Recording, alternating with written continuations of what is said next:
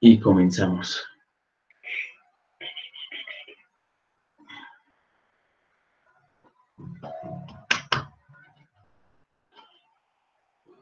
Ya está grabando.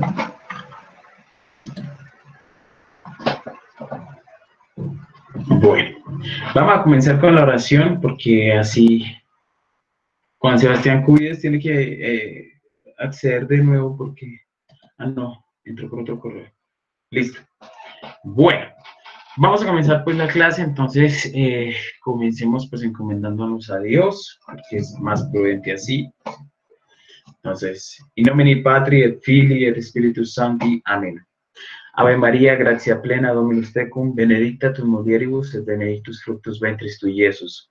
Sancta María, Mater Dei, ora pro nobis peccatoribus, nunc et in hora mortis nostre. Amén. In nomine Patri et Filii et Spiritus Sancti. Amén. Bueno, muchachos, vamos a rezar el Ave María cuando estamos en las oraciones, porque, como ustedes saben, desde Pastoral se nos ha invitado a mes mariano, que es en el que vamos a estar durante mayo. Bueno, primero que todo, buenos días para todos. Espero que les haya ido bien en ciencias, espero que les haya ido bien esta semana. Recordemos que para la próxima clase ustedes tienen la primera actividad importante para entregar. Algunos ya la realizaron, otros no la han hecho, entonces les recomiendo, ¿vale? Es importante que en la medida de lo posible no dejen ninguna actividad por realizar, porque como solo tenemos 3 bien importantes, entonces descuidarnos en una es casi un daño irreparable y les toca hacer actividades de mejoramiento. Juan José, ¿hacer qué? Ya les explico qué es lo que tienen que hacer, ¿listo? Entonces, cuando ustedes acceden, voy a compartirles mi pantalla para mostrarles cuál es la actividad, ¿listo? Ahí creo que ya se está compartiendo, no sé. Voy a asumir que sí. Sí, creo que sí, ya se está compartiendo. ¿Sí? Profe, nada. ¿Todavía no? Sí se ve. Entonces estamos viendo tu pantalla, profe. Perfecto. Listo. Entonces, cuando ustedes acceden a Agustinología, ya saben, tienen el tablón, aquí las actividades que se les va presentando. La parte de trabajo de clase, donde dice material de estudio, son los temas que vamos a ir viendo. Y en material de evaluación, las semanas, la fecha de entrega por este ladito de acá y las actividades de entrega. Aquí les subí esta mañana las diapositivas de la clase de hoy. La actividad es un ensayo que explique la relación entre cuerpo y alma. ¿Listo? Entonces, estas diapositivas que vamos a ver hoy es cómo entender la cuestión de el alma, de nuevo, pero ya no lo vamos a ver desde las religiones, sino desde la filosofía. Le vamos a llamar a esto filosofía agustiniana, aunque no es necesariamente solo San Agustín. Chicos, hay un micrófono encendido, les recomiendo, porfa. Puedes quitar. ¿De quién se quitar? Oscar y Samuel, gracias. Lo que vamos a hacer es mirar el alma desde diferentes filosofías, tanto anteriores como posteriores a San Agustín, porque en las primeras vamos a observar algunos que influenciaron a San Agustín y en otros vamos a observar aquellos que fueron influencia de San Agustín. Sí, es quizás San Agustín uno de los filósofos más importantes en abordar el tema del alma. Es quizás de los más importantes, al menos en Occidente. ¿Listo? Bueno, quedaron preguntas de la vez pasada que estuvimos hablando acerca del alma desde el budismo y el hinduismo. Yo elegí esas dos religiones en particular porque me parece que son un poco más alejadas del cristianismo y de la parte occidental. Nos daban otra perspectiva, pero no por ello, digamos, demasiado diferente respecto a lo que nosotros comprendemos por alma aquí en Occidente. Solo que, y ustedes lo saben, en la actualidad hablar del alma es casi un sinsentido para muchas personas porque creen que la ciencia, por ejemplo, tiene mejores respuestas para hablar del ser humano y en buena medida sí, pero creo que es un poco reduccionista. En la próxima clase el tema que veremos es, el tema como tal oficialmente es, la ciencia no puede decir absolutamente qué es el hombre, pero ustedes no están preparados para esta conversación. ¿Listo? Entonces, vamos a comenzar el alma en diferentes filosofías. Lo que les recomiendo es que por favor tengan a la mano su cartilla agustiniana y su cuaderno para ir tomando notas. Algunas de las cosas que vamos a decir acá no están por escrito, entonces creo que puede ser importante tenerlas a la mano. ¿Vale? Entonces, comencemos. Página 29 es la que vamos a abordar desde la página 29 en este bimestre. Bueno, primero que todo vamos a hablar del alma para Platón, porque creo que es de los que más bebe San Agustín. Para Platón, el cuerpo es la cárcel del alma y hace una metáfora del auriga. El ensayo tiene un límite de palabras, un mínimo algo así, mínimo una página muy bien elaborada, Farid, ¿vale? El alma para Platón. El cuerpo es la cárcel del alma. Para él hay una metáfora del auriga. Auriga en griego es el cochero, el que lleva los caballos. Y es que nosotros tenemos dos caballos que rigen nuestra vida. Una es el caballo del alma y el otro el caballo del cuerpo. El caballo del cuerpo se mueve por los deseos, el del alma se mueve por el valor. El caballo del valor es supremamente sano, estable, cuidadoso, quieto, busca el bien, etc. Pero el caballo del deseo es un caballo desbocado. Entonces, como ustedes lo sabrán y lo experimentarán aún más que son adolescentes, a veces uno quiere hacer las cosas bien, pero hay algo dentro de uno que no le deja hacer las cosas bien y que le impulsa a hacer otras cosas. Ejemplo, voy a estudiar, estoy en mi cama, voy a estudiar y me voy a poner a escribir el ensayo de agustinología. 5 minutos más tarde, 3 horitos después, resulta que el muchacho se quedó dormido en su cama. Entonces, a pesar de que el caballo del valor quería hacer el ensayo, el caballo del deseo lo obligó a quedarse dormido. Hasta ahí, ¿alguien tiene alguna pregunta? Javier, si no tienes la cartilla, no te preocupes, yo le subo un PDF con los temas de la cartilla, con las 2 páginas para que ustedes puedan hacer el ensayo, ¿vale? Entonces, yo le subo un PDF con esas páginas. ¿Listo? ¿Preguntas sobre Platón? Y bueno, están también las virtudes teologales, las virtudes cardinales que tomaría San Pablo de Platón, que son la sabiduría, la fortaleza, la templanza y la justicia. Una para cada, esto está en el libro 7 de la República de Platón, en el que habla acerca de las virtudes que deben tener los seres humanos. Sabiduría, fortaleza, templanza y justicia. ¿Listo? ¿Hasta aquí alguna pregunta? Vale, Javier. Sigamos. Esta, por favor, tome nota. Vamos a empezar a hablar de algunas de las filosofías que son posteriores a Aristóteles y Platón. Porque resulta que casi siempre, cuando hablamos de filosofía, muchos se quedan solo presocráticos y solo algunos, y luego pasan a los clásicos, Sócrates, Platón, Aristóteles, y dejan así, y de una vez pasan a los romanos, o en el peor de los casos, de una vez pasan a la Edad Media. Y hay una parte importante aquí de griegos que saltan. Uno de ellos es Zenón de Sitio, que habla acerca del dominio de las pasiones, el estoicismo. Para el estoico, uno debería, en la medida de lo posible, reducir todas las pasiones que lo mueven, todos los sentimientos negativos. Entonces, el micrófono encendió. Entonces, por ejemplo, si yo estoy en un trancón, y voy tarde para una reunión importante, aunque tenga mucho estrés, ese estrés debería eliminarse porque para el estoicismo no hay nada que se pueda hacer. Si algo no depende de mí, entonces yo debo tratar en la medida de lo posible de eliminar todo tipo de pasiones. Eso implica tanto las pasiones positivas de amor, felicidad, cariño, como las pasiones negativas de tristeza, dolor, angustia, etc. Para el estoicismo, la única manera de ser feliz es cuando se eliminan todos los sentimientos. Estoicismo viene de la raíz estoa, que significa pórtico o entrada. Y es porque se reunían en unas escuelas que habían inventado, y eran unas casas con unas puertas gigantescas para que pudiera entrar todo el mundo, haciendo alusión de que todo el mundo puede ser estoico. ¿Cuál es la noción más importante del estoicismo? Que, contrario a lo que muchos piensan, que la felicidad es aumentar los placeres o aumentar los sentimientos, para el estoicismo hay que eliminarlos completamente, erradicarlos, en la medida de lo posible que uno no sienta, porque solo así se es feliz. Un ejemplo. ¿Cuál es la única manera de no sufrir una decepción amorosa? Jamás enamorándose. Porque los que han pasado por esa situación lo comprenden. Cuando una persona se enamora de otra, empieza a sentir muchas cosas y le empieza a afectar lo que le pasa a esa persona. Entonces, si la persona de la que se enamoró Resulta que un día está triste, entonces uno se pone triste. Si está muy feliz, uno comparte la felicidad. Si llega un momento en que se deprime, entonces uno se deprime. Y para el estoicismo lo mejor sería simplemente eliminar todo tipo de pasiones. Parece ser que incluso hay una anécdota que es un poquito exagerada, porque ya ha sido como modo de leyenda que se narra, pero nos puede ayudar a comprender un poco. Y es que resulta que una vez llegaron a la estoa, a la casa donde estaban reunidos, le dijeron a Zenón de sitio, Zenón, resulta que su mamá falleció.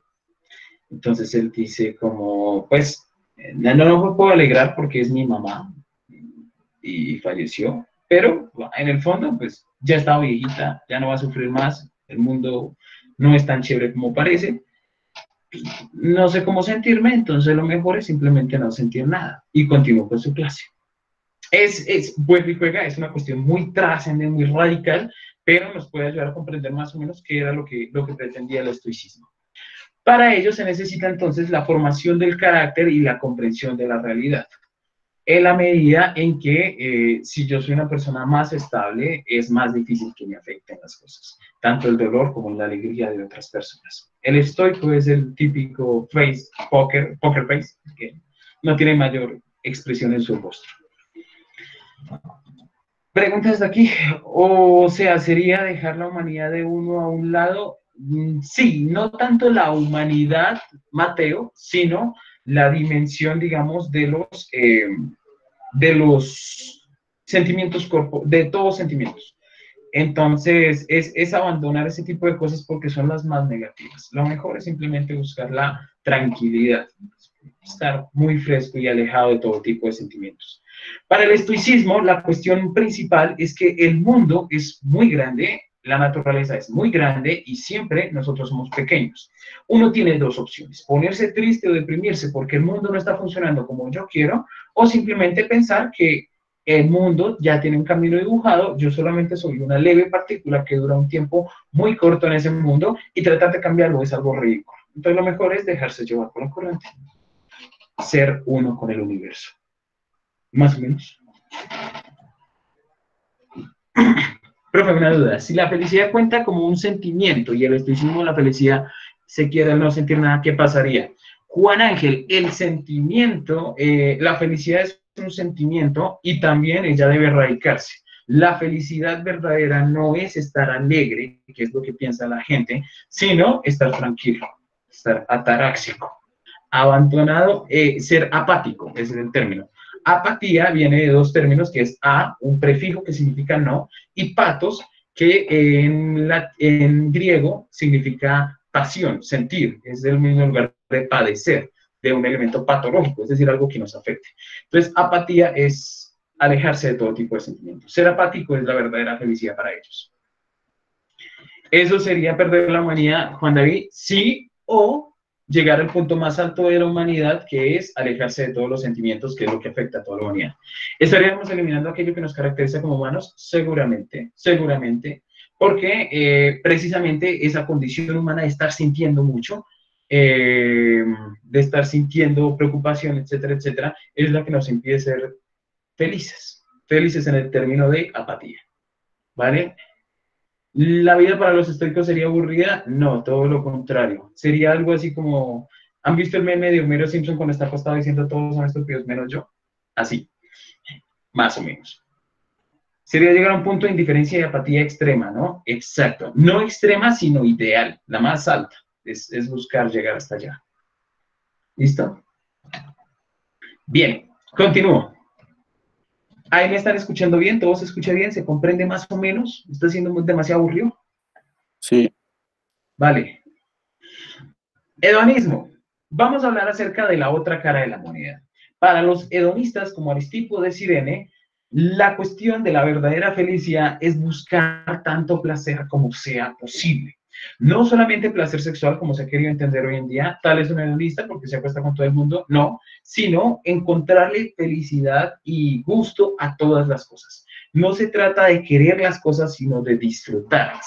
Si está con su familia, aproveche porque está con su familia. Si tiene a la mano un postre, aproveche porque tiene ese postre y no se sabe si no lo va a tener. Si tiene a disposición una actividad con la que puede sentirse más realizado, adelante, hágala, siempre y cuando le genere placer. Para el hedonista, lo más importante es buscar aquello que le dé a usted la felicidad inmediata más grande posible. Contrario a lo que diría el estoicismo, el hedonismo lo que quiere es, no, todo lo contrario. Si algo le genera placer, hágale de una, sin medir en mayor medida cuáles son las posibles consecuencias. Ello parte del pensamiento de que sus sentimientos son más grandes que su razón. Entonces, debe contestarle más a sus sentimientos porque pueden ver mejor el panorama de lo que puede hacerlo la razón. ¿Sí? Entonces, ¿cómo va a saber usted si subirse a la atracción de salitre mágico va a ser divertido o no? ¿Haciendo un cálculo racional? No, eso es insuficiente. Lo mejor es subirse y disfrutar. Y si le genera placer, repetir la acción. Claro, para el hedonismo, precisamente como hay que buscar constantemente el placer, todo consiste en buscar cosas nuevas, porque repetir una acción ya tiene una carga de placer más pequeña de lo que tenía anteriormente. El hedonismo no tiene pensamiento a largo plazo, sí lo tiene, a largo plazo voy a buscar más placer, es lo que diría el hedonista. ¿Qué pasaría en el caso de los psicópatas o asesinos si encuentran placer al asesinar? Esto ya es una cuestión patológica, pero lo más importante es, pues porque de cierta manera el hedonismo también comprende que el límite de su libertad es el límite de la libertad del otro. Entonces lo que busca el hedonista es, siempre y cuando no le afecte a otras personas, buscar el placer de su propia vida. ¿Listo? Y muy bien, Cristian, sí, los psicópatas no son asesinos, no todos son asesinos. Solo que sienten mayor empatía por el otro, menor empatía, y eso es lo que les hace ser más, digamos, entre comillas, acercarse a la cuestión de cometer el asesinato tras de la ley. ¿No sería peligroso ser hedonista? Claro, y mucho. Pero ellos parten pues, de esa exageración de que precisamente en ese peligro, en esa adrenalina, es donde se encuentra el placer que puede generar una vida más gustosa, entre comillas. Ojo, lo que yo les estoy diciendo acá no se trata de decirles ahora tienen que ser hedonistas o estoicistas o algo por el estilo. Lo que les estoy haciendo es presentarles algunas facetas como algunas escuelas han interpretado la idea del placer. ¿Vale? Me refiero, por ejemplo, si una persona toma 20 cervezas por mero placer, no estaría pensando en las consecuencias de lo que podría pasar, ¿no? En principio, digamos, un hedonista no se tomaría 20 cervezas porque encuentra que la primera, se supone, debe ser más rica. Entonces, y lo que tomaban era vino, no había cerveza todavía. Entonces, se tomaría unos 2 o 3 vinos hasta que, cuando ya empezara a sentirse más ebrio y no generara el mismo placer de tomar, dejaría de hacerlo. Micrófonos apagados, please. Sufren de apatía hacia los demás, sus sentimientos respecto a los demás. Algo así, Mateo, algo así. Bien. Sí, vale, Juan Ángel.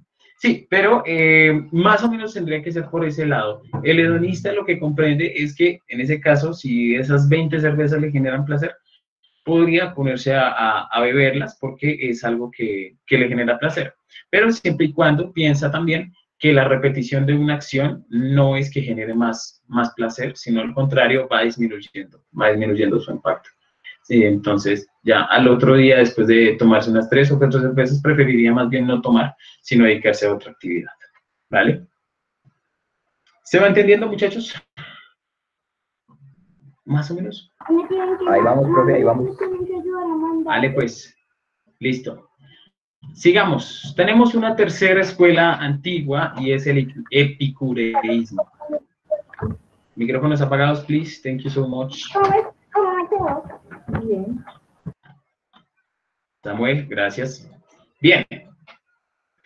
El epicureísmo sí la tiene clara respecto a cuál es el término. Ataraxia. La ataraxia es la absoluta tranquilidad. Los placeres espirituales están sobre los corporales, entonces la cuestión es vivir sin miedos. ¿Por qué? Porque si algo es inevitable, no tengo por qué verme afectado. El epicureísmo dice, si a alguien le llama la atención por algo que hizo, siempre y cuando su preocupación debe ser no volver a repetir esa acción, pero no darse de látigos por lo que pasó en el pasado. Por ejemplo, porque el pasado es algo que ya no depende de usted. Es decir, para el epicureísmo, la única ocupación es usted mismo, como persona. Solo usted y nada más. Y solo lo que esté a su disposición. El mundo en este momento, por ejemplo, para el epicureísmo, el mundo en este momento está sumergido en una pandemia mundial, entonces todos estamos preocupados. Para el epicureísta diría sí, pero yo tampoco puedo hacer mayor cosa. Lo único que puedo hacer para medio lograrlo es atender a mis clases virtuales y quedarme en mi casa. Si eso es suficiente y eso es todo lo que puedo hacer, entonces ese es mi mayor aspiración, eso es todo lo que tengo que hacer. Solo voy a hacer lo que depende de mí y no me debo preocupar por lo que pasa, por lo que tengan que hacer las personas. Otra cosa, por ejemplo, para el epicureísta no es importante la opinión de los demás. Si el otro piensa que yo soy una mala persona, pero no puedo hacer nada para cambiarle su visión porque ya está súper sesgado por ello, entonces pues no tengo ni por qué esforzarme por tratar de mostrarle otra faceta de mi vida. Lo que él piense depende de él, lo que yo piense de mí depende de mí. En ese caso solamente me tengo que preocupar por lo que yo tengo que hacer. De esa manera, la verdadera felicidad está en encontrar el placer espiritual de atender todas las obligaciones que tiene en sí mismo. Es decir, algo así como la felicidad de la misión cumplida, ¿sí? Si eso es solamente lo que tengo que hacer y esa es mi mayor dedicación, lo que voy a hacer de aquí en adelante es solamente dedicarme a aquello que yo pueda atender. Pongamos otro ejemplo, que uno está en, no sé, en una situación bastante estresante. De nuevo lo pongo así, está en el tráfico. Lo que depende de usted es que a medida que se vaya moviendo el tráfico, ir moviendo su vehículo a la misma velocidad de los otros autos. No puede hacer absolutamente nada más. Entonces, ¿qué va a hacer? ¿Va a estresarse porque aquella persona está rompiendo las reglas de seguridad? No, en el fondo eso depende de él. Lo que depende de mí exclusivamente es que yo atienda las leyes. ¿Sí? Porque hay muchas personas que tienden a decir como, no, pero es que yo ¿por qué tengo que hacer esto si nadie más lo hace? Yo solamente porque tengo que hacerlo si los demás no lo van a hacer. Precisamente por eso mismo, porque usted es el único que está haciendo las cosas bien y eso le da un placer espiritual por encima de los placeres corporales. La representación más trascendente del epicureísmo está frente al tema de la muerte. Él dice que no tenemos que temerle la muerte porque mientras la muerte no llegue, nosotros somos algo. Y ya cuando llegue la muerte, pues ya no estaremos. Entonces, pues, estresarme por algo que no va a llegar, pues no tiene sentido para el epicureísmo. La muerte no me tiene por qué afectar, no me tiene por qué hacer temer, no tiene por qué hacerme daño, porque cuando ella vaya a llegar, yo ya no voy a estar. Cuando ella llegue, yo ya no estoy. Y cuando yo esté aquí, pues no está. Entonces, el epicureísmo está muy en desacuerdo con esa frase como, ¿algún día te vas a morir? Sí, pues el resto de días, de aquí hasta allá, no me voy a morir. Entonces voy a vivir esos días porque es lo que depende de mí. ¿Sí? En ese sentido, no tiene mayor trascendencia para la persona epicureísta muchas de las cosas que nos afectan. ¿Qué va a pasar en el futuro? No lo sé. Lo que depende no es ese día, sino depende solamente hoy. Así que me voy a dedicar a hacerlo hoy, a cuidar mi día hoy. ¿Y yo qué voy a hacer dentro de 10 años? Pues no lo sé. De aquí a allá, empezando porque no depende de mí llegar hasta esos 10 años. No todo depende de mí para llegar hasta allá. Lo que depende es que hoy más o menos haga algunas de otras cosas. Hay una expresión latina que interpreta muy bien el pensamiento epicureísta y es carpe diem, es decir, vivir el hoy, preocuparme por hoy. Eso es lo que haría el epicureísta, porque es lo que está al alcance de su propia naturaleza. ¿Es claro?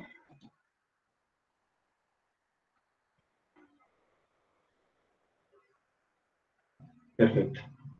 Entonces, ¿qué es el epicureísmo? La ataraxia, es decir, despreocuparme de todas las cosas que no dependen de mí. La mayor tranquilidad está en la búsqueda constante de mi felicidad, que depende exclusivamente de mis acciones. Si algo no depende de mí, no tiene por qué afectar mi idea de felicidad para Epicuro. ¿Listo? De hecho, los escritos de él son conocidos hasta la actualidad y fundó una escuela importantísima en la antigua Grecia. Pues ya estas tres escuelas del hedonismo, el estoicismo y el epicureísmo son posteriores a Aristóteles porque en este punto ya a los griegos no les importaba mucho su idea de polis, de sociedad, de grupo, debido a que habían sido invadidos por los romanos y se daban cuenta que el proyecto que ellos tuvieron de polis no funcionaba, que muchas cosas los habían afectado, que ellos no habían planeado y que haber pensado una sociedad tan perfecta no les había permitido entender que muchas de esas cosas, para que la sociedad sea perfecta, no dependen de unirse, sino que son resultado de un devenir histórico.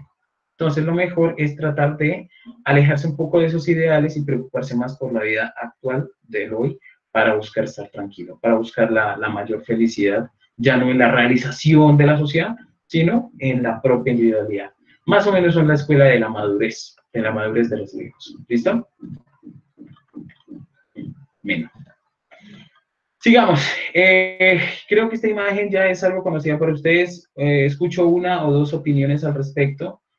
De la idea de que el cuerpo es la cárcel del alma inmortal. Quiero oírlos.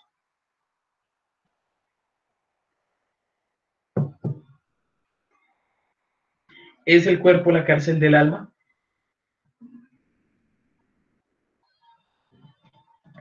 ¿Me escuchan? Una o dos opiniones, alguien que prenda el micrófono y hable. ¿O lo escojo yo? Ok, voy a escoger aquí de la lista. Profesor Pollo. Adelante. El cuerpo es la cárcel del alma debido a que el alma es algo que nos caracteriza como de una forma que nos definen nuestras debilidades y de demás características de nuestro ser, y esta es inmaterial.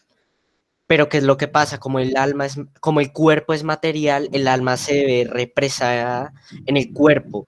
Debido a que esta no puede escapar porque nosotros somos un mismo ser entre cuerpo y alma, el alma no puede salir de nuestro cuerpo porque dejaríamos de ser nosotros.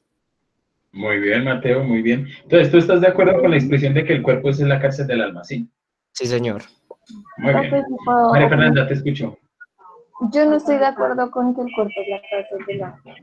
Ok, ¿por qué? Porque, pues, mediante el cuerpo, o sea, nosotros podemos como representar lo que es nuestra alma. Entonces creo que los dos se complementan, tanto el alma al cuerpo como el cuerpo al alma, porque es lo que nos hace, es como la esencia de nosotros.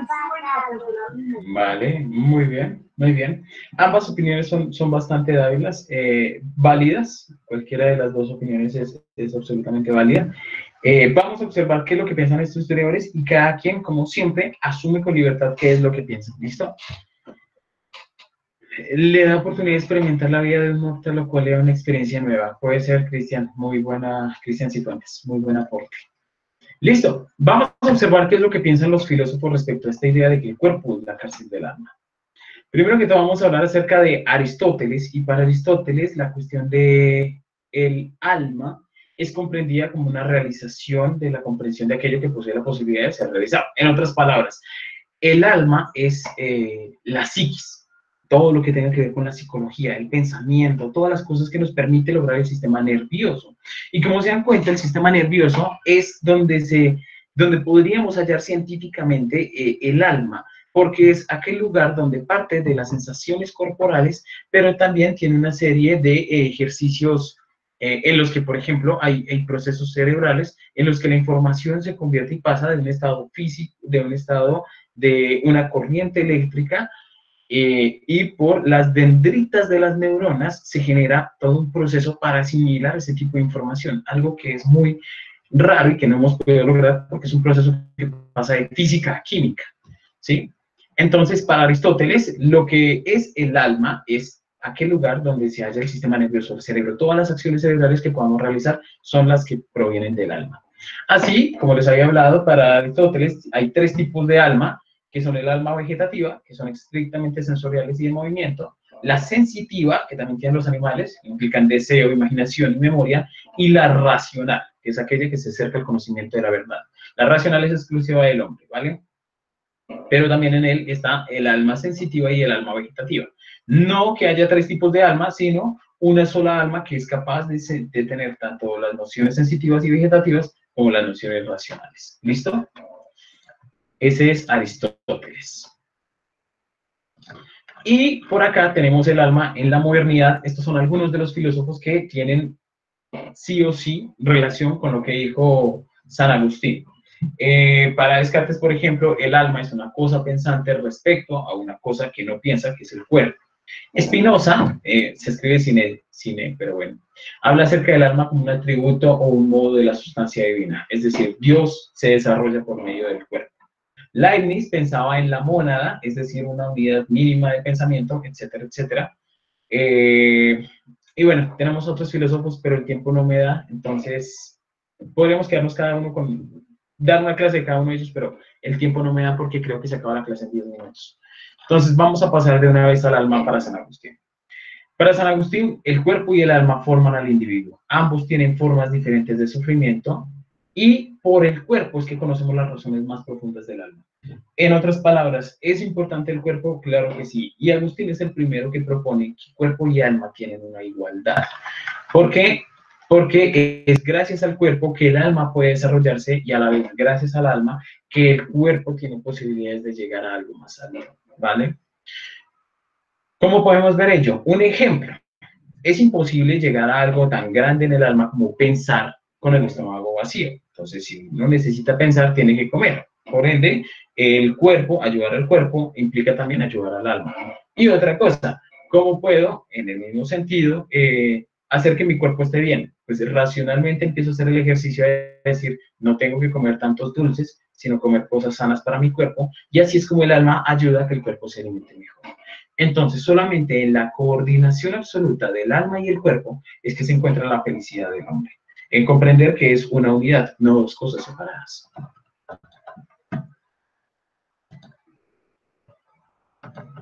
¿Listo? Más o menos hasta ahí se va entendiendo un poquito. Sí, listo. Entonces, para San Agustín va a ser el primer filósofo que va a pensar que el alma y el cuerpo tienen una relación tan intrínseca que es imposible pensar el uno sin el otro. Y es porque, evidentemente, no podemos pensar que existe un alma si no existe un cuerpo que la habite. Y de la misma manera, no podemos pensar que exista un cuerpo que viva si no tiene algo que lo mueve por dentro, un alma. Eso va a generar una serie de paradojas, pero no alcanzamos a llegar hasta allá. Entonces, esta es una frase que puede resumir este pensamiento y es: cuida de tu cuerpo como si fueras a vivir para siempre, pero cuida de tu alma como si fueras a morir mañana. Me parece supremamente sintética y muy clara respecto a la forma en que San Agustín comprende las nociones sobre el cuerpo y el alma. Bien, hasta aquí. ¿Alguien tiene alguna pregunta? Nos quedan 5 minuticos. ¿Preguntas? ¿No? Bueno, muchachos, entonces, espero que haya quedado claro. Lo que vamos a hacer, y estamos en coordinación de ello, es, recuerden que desde la primera clase nos pusimos una meta y fue tratar de contestar la pregunta de qué es un hombre. Pero, ¿sí? ¿Alguien tiene algo que decir? ¿Micrófono encendido? Ok. Nosotros en la primera clase nos pusimos una pregunta y yo les puse a modo de trampa un debate sobre el aborto que vamos a tener que contestar, claro que sí, pero al final, tratando de saber qué es un ser humano, ¿no? Entonces, aquí les pongo una trampa que ya había diseñado y era que tal vez pensar qué es un ser humano es una pregunta demasiado grande, estar con una cosa más pequeñita que es ¿quién soy yo? Esa pregunta la vamos a contestar en la próxima clase, apelando un poco a la pelea entre la noción del alma versus lo que piensa la ciencia que es un ser humano. ¿Listo? Eso va a estar interesante. Además, vamos a hacer un test un poquito, es un test chiquitico que me hubiera encantado hacer en clase porque me gusta ver la reacción de los estudiantes cuando lo hacemos respecto a cómo se percibe el ser humano a sí mismo. ¿Quién soy yo? Cuando uno se entera de cosas que no creía que eran. ¿Listo? Por ahora, tenemos para la próxima clase una actividad que necesito que redacten y es un ensayo en que se explique esta noción de la relación entre el cuerpo y el alma según la filosofía agustiniana. Es importante que apelen a cosas que hemos dicho hoy, que hemos dicho a lo largo del curso, para poder contestar un poquito mejor esa pregunta, ¿vale? ¿Alguien tiene alguna pregunta? Con respecto a la mención, ¿qué parámetros tiene? Uno, que lo redacten de su propia mano, que no vaya a haber ningún plagio, es lo más importante.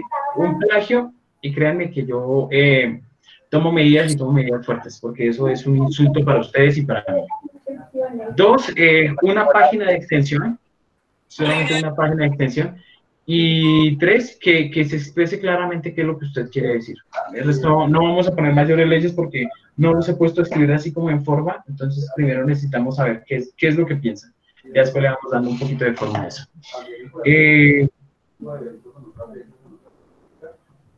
Profe, una pregunta. Sí, te escucho. Una pregunta. ¿Ese ensayo es obligatorio? Digamos que obligatorio no, porque no puedo obligarlos, pero si tu intención es pasar la materia, lo mejor sería que sí. Hay un material de evaluación acá y son 3 actividades importantes en el bimestre y esta es la primera de ellas, así que... Profe, entonces para el 12 de mayo. Es para el 12 de mayo, es la última fecha de entrega. Okay. Vale. ¿Alguien más tiene alguna pregunta? Voy a mirar el chat. Chicos, por favor, que no vaya a haber, en serio, se los súper recomiendo, que no vaya a haber plagio, ¿vale? Porque eso sí me estresa bastante. ¿Se puede citar, cierto? Claro que sí se puede citar, Julián. Profe, ¿por dónde es la entrega? Lo mejor sería que me la entregaran por Classroom, porque aquí yo llego y reviso los documentos que me van llegando y los que me hacen falta. Además, solo coloco la calificación ahí y a ustedes automáticamente les llega la respuesta. En cambio, por correo es un poco más complicado. Lo mejor es Classroom. Profe, ¿Sí? uno puede coger como frases de las diapositivas que usted hizo. Claro que sí, por supuesto, para eso son, adelante. Todo lo que esté en las diapositivas es material que les puede servir. Pero en ese caso sería conveniente que lo mencionaran como tal como se dijo en la clase, 2 puntos, bla, bla. Sería un poco más cómodo. ¿Listo? Puso en el Classroom que se enviara el correo. Sí, Santiago, lo puse porque en su momento no estaba habilitada la cuestión de subir las actividades, pero por aquí se puede entregar. Lo que puse aquí en el correo, todavía le estoy compartiendo pantalla, ¿cierto? Lo que puse aquí en el correo es porque algunos estudiantes en el bimestre pasado no me colocaban, me enviaban la actividad y no me decían de dónde venía ni nada, y entonces era para mí súper complicado saber qué materia que estaba teniendo y de qué curso. Entonces, por eso es que lo puse así, enviar la actividad al correo, pero no necesariamente es el correo. La condición es que si alguien desea enviar el correo, con mucho gusto puede hacerlo, pero que por favor me diga apellido, nombre y curso. De lo contrario simplemente hasta he preferido eliminar correos, porque si no tiene esos datos mínimos, ¿cómo voy a calificarlo, vale? Listo. Buenos días. Buenos días. ¿Quién habla? Sí, preguntas, chicos.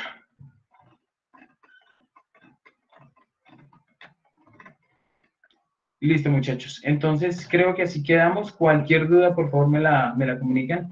Y quedamos pendientes. Espero pues que les sirva el material y que puedan hacer un buen trabajo. Sobre todo que no les vaya a parecer demasiado denso, sino que sea sobre todo muy claro para ustedes. ¿Listo? Chao. Bendiciones, cuídense mucho. Sí, buenos días. Gracias, Hasta luego, profe, que esté muy bien. Buenos días. Hasta luego, profe, que tenga un buen día. Chao, mister, gracias. Cuídense mucho, bendiciones. Dios los bendiga. Luego, Vamos a profe, gracias. no se empuje. Gracias, Chao, profe. Dios lo bendiga. Vale, cuídense mucho. Chao, profe. Chao, profe. chao, muchachos. Bendiciones, cuídense. Un placer como siempre. Chao. ¿Listo? Vamos saliendo. Cuídense mucho. Ya lo bendiga. Vale, chao. Chao, profe. Chao. Cuídense.